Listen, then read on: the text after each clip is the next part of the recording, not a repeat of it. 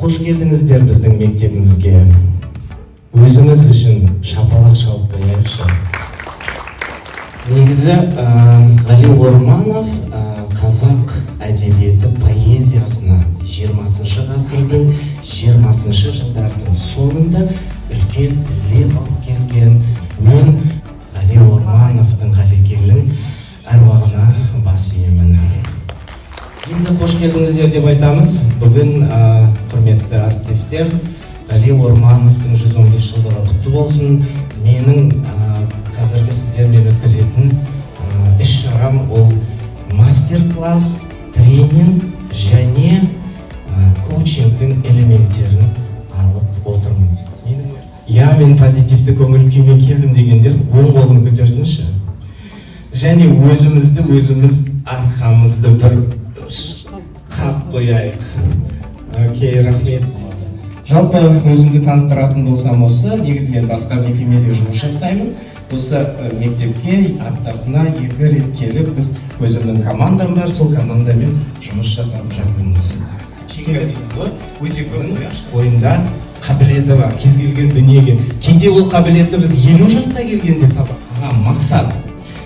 Әріптестер белгілі бір нәтижеге жету үшін өмірде сіздермен бірге 2-3 минуттың ішінде өзіміздің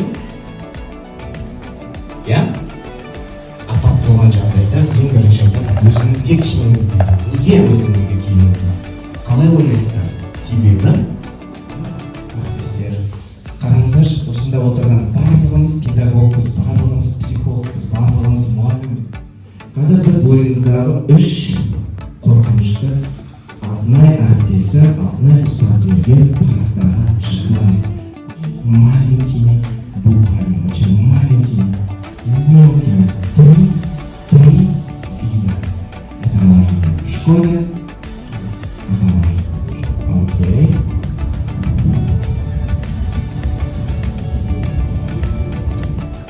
Орнымыздан тұрамыз, поднимаемся.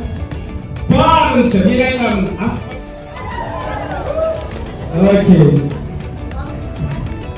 Бұлағы бұл бізде lesson study'ді. Бұл не? Оның тарихы. Оны қалай зерттеу керек? Қалай бақылау керек? Қалай дұрыс бақылау керек? Осының барлығын мен әріптестеріме бердім. Мінеки. Окей. Ол біздің әріптестеріміз өзінің миына.